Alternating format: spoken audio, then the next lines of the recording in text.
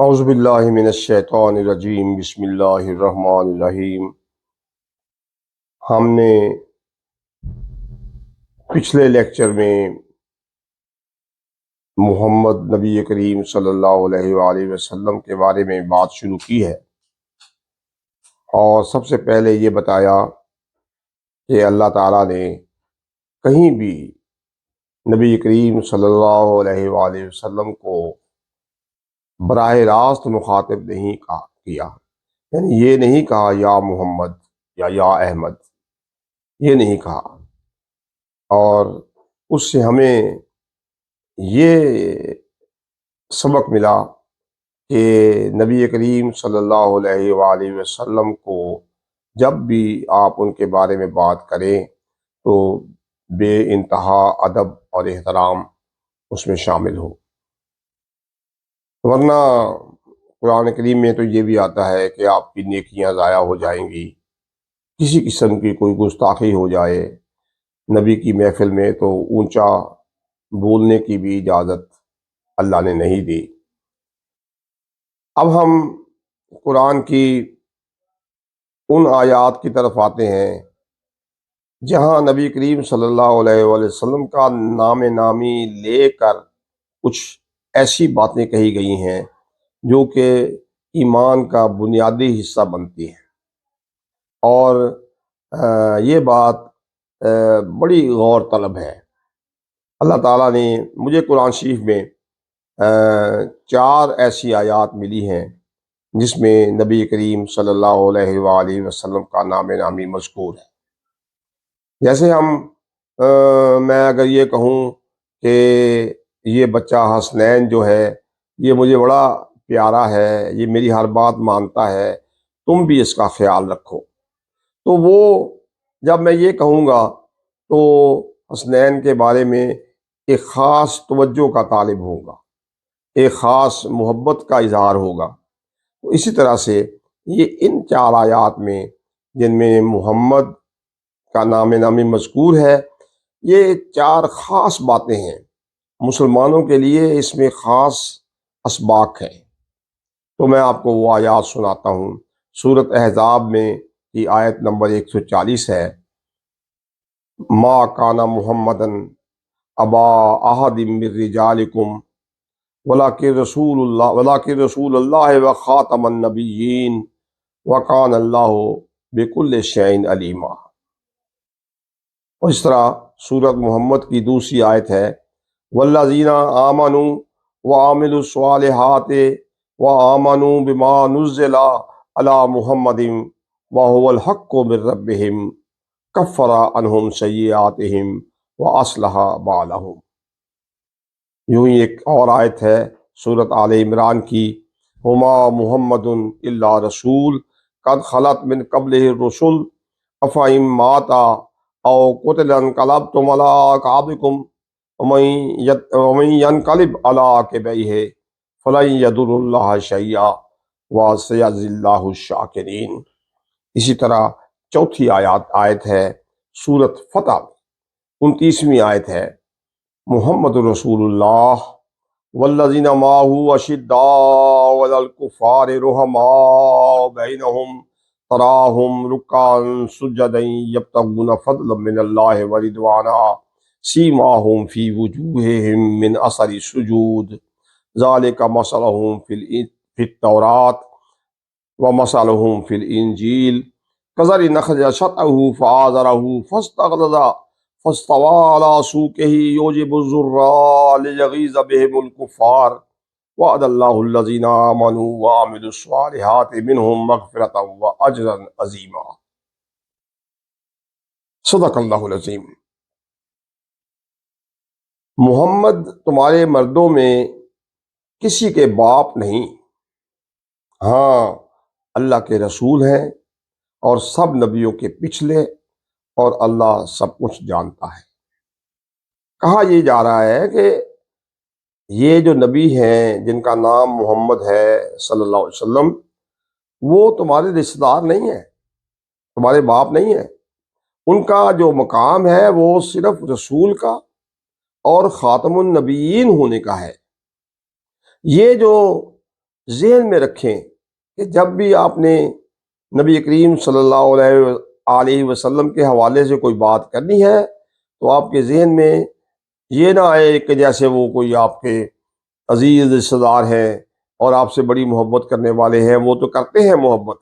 لیکن آپ کے سامنے ان کا مقام رسول ہونے کی صورت میں اور پھر خاص طور پہ نبیوں کے سب سے آخر میں آنے والے خاتم النبیین ہونے کی صورت میں ہے، اور یہ ایک بہت خاص بات ہے۔ اس لیے یہاں اللہ تعالیٰ نے محمد نام لے کر یہ آیت لکھی ہے کہ دیکھو بھائی، جو یہ نبی ہیں یہ آپ کے رشتہ دار نہیں ہیں، ان کو کم نہ جانو، ادب و احترام میں خیال کرنا، یہ اللہ کے رسول اور خاتم النبیین ہیں۔ اب جو دوسری آیت جو ہے اس میں ہے، اور جو ایمان لائے اور اچھے کام کیے اور اس پر ایمان لائے جو محمد صلی اللہ علیہ وسلم پر اتارا گیا اور وہی ان کے رب کے پاس سے حق ہے۔ اللہ نے ان کی برائیاں اتار دیں اور ان کی حالتیں سنوار دیں۔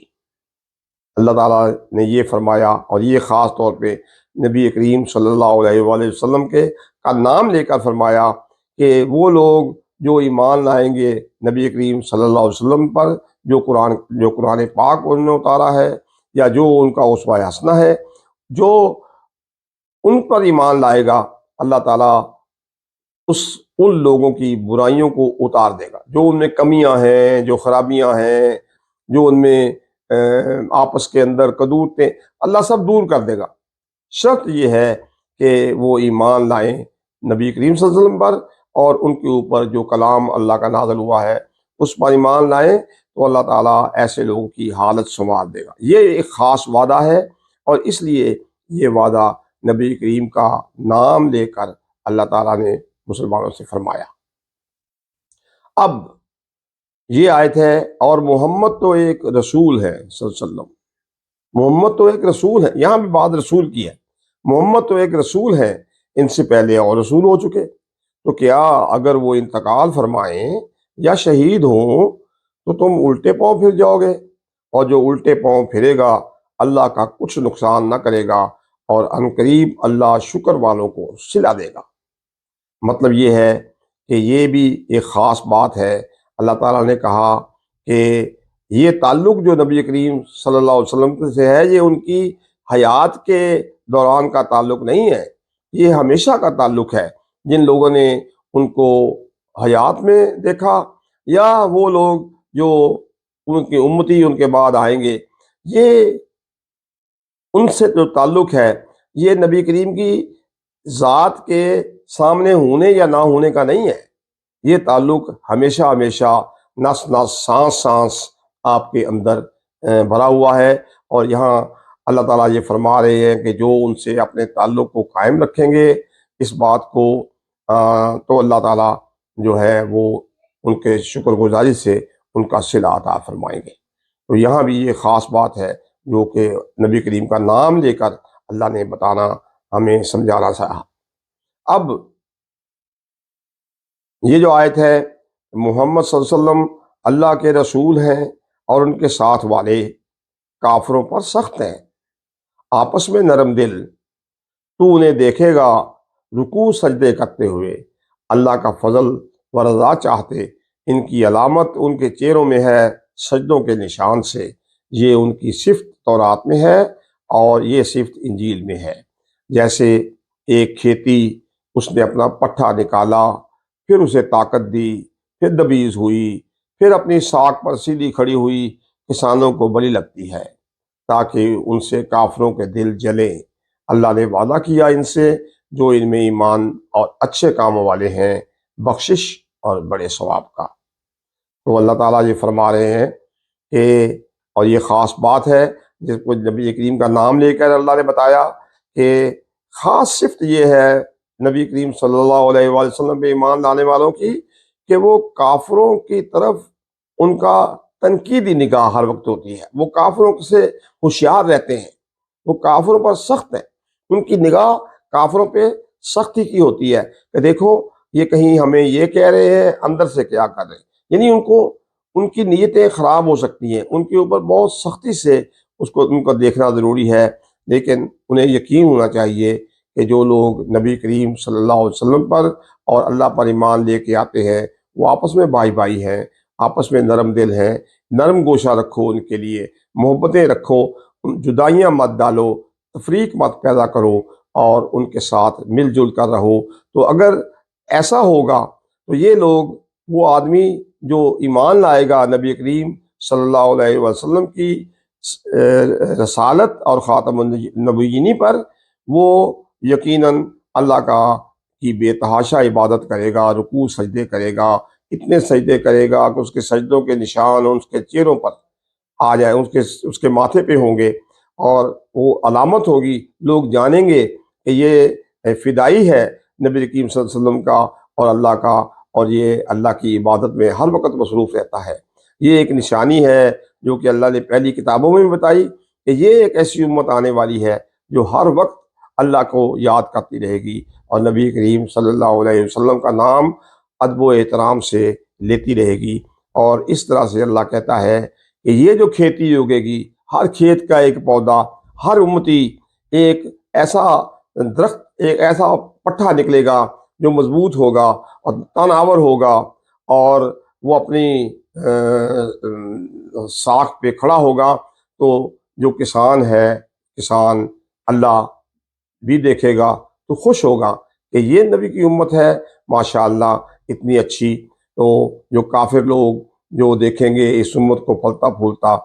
تو سوائے اس کے کچھ نہیں کہ ان کے دل جلتے رہیں۔ تو اللہ تعالیٰ نے ایسے لوگوں سے وعدہ کیا ہوا ہے بہت بڑے اجر اور ثواب کا۔